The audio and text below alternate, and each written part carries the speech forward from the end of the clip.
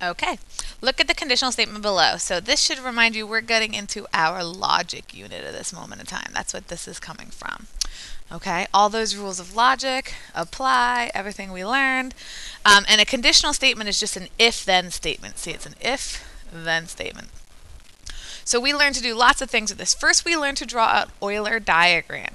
And an Euler diagram was that box with some kind of a circle on the inside, or it doesn't have to be a circle, that's just the traditional way we learned about it. And we want to put the parts of this sentence in here so that it's true. So I like to think about it, what's the bigger group of things? Dogs or things that are warm-blooded? And hopefully by biology, you know that that's really things that are warm-blooded. So the bigger group goes in the rectangle. And then the other group goes in the circle. So those would be things that are dogs. If you don't like analyzing it that way, there's always another way. The thing that goes in the box is the conclusion. And the thing that goes in the circle is the hypothesis. And if you'll remember, this is the thing that comes after the if. And this is the thing that comes after the then. All right, write the converse. Converse like the sneakers, switch them, cross them. That's how we had talked about it. So literally, I'm just going to rewrite this sentence, but I'm going to rewrite it with the hypothesis and the conclusion crossed.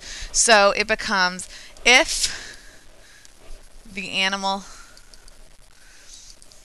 is warm-blooded, then the animal is a dog. So I've just switched that hypothesis and conclusion. Inverse, we're going to go back to that original statement and we are going to do the inverse. And inverse like invert, make opposite, make negative in this case.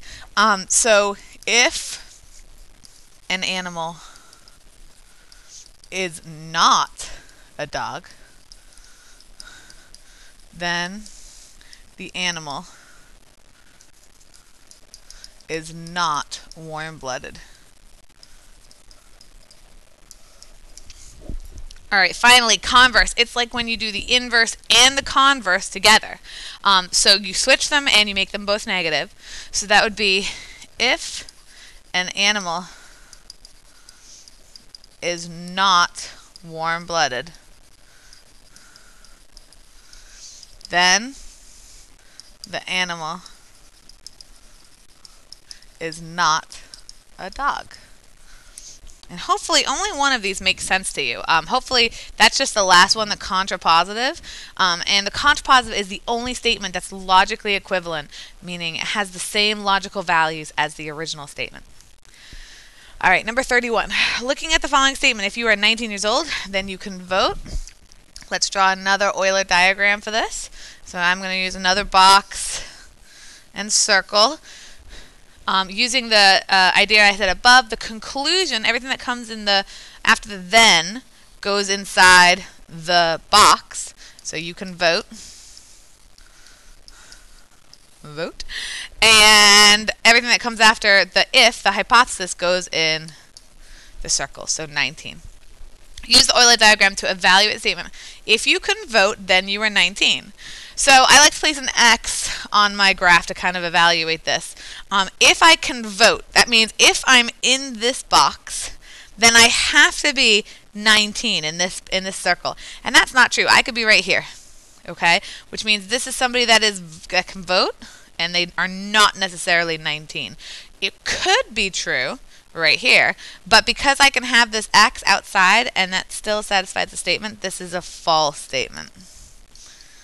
This one right here, that if you can vote, then you are 19 years old.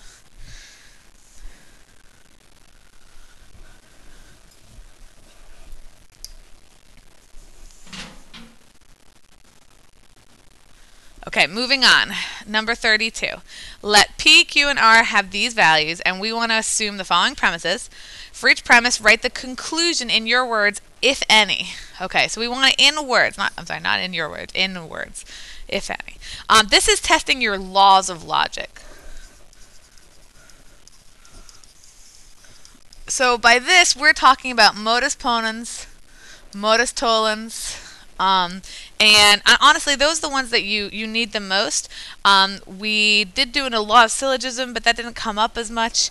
Basically, modus ponens says if you have the first thing, and if for P then Q, and the first part happens exactly the same first part happens, then you can assume Q happens. That's what modus ponens said.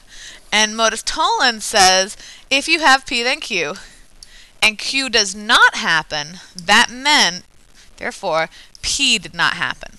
Okay? So we kind of talked about organizing this like looking at if the first two parts match exactly, it's modus ponens. If the second part is completely the opposite, it's modus tollens. So let's look down here. We have the statement P arrow Q. We are now given the statement P, and so therefore we can get Q. And in words, that means Chris buys gas. Okay, that's by modus ponens. All right, next one. We have a statement, and I'm looking up at the statements and seeing which one I can use already, but we've got Q arrow R, and this statement gives me Q. So therefore, by modus ponens, yet again, I can assume R, which is, in this case, Chris drives to Rockville.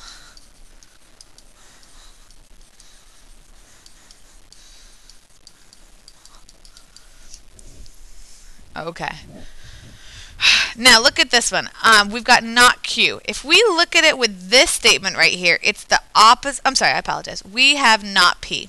So if we look at it right here with both of our statements, we've got, if I combine it with the P arrow Q and not P, these are opposite, and that's not okay. We have to have exactly the same as the beginning. Or we have to have opposite at the end, and we don't have that either. So therefore, this would be no valid conclusion. There's nothing we can write. All right, moving on to D, we've got, once again, we've got our P arrow Q statement, and now we've got the opposite of Q, which is exactly the opposite of the ending. So therefore, by modus tollens, we can go ahead and assume that the beginning part must not have happened either, which means Chris did not earn $20. All right, last but not least, R, right down here. Once again, we look at this here with the only statement that has R in it, which is Q arrow R, and we have R. We have exactly the same as the second part, but it needs to be exactly the same as the first. So therefore, there's no valid conclusion here either.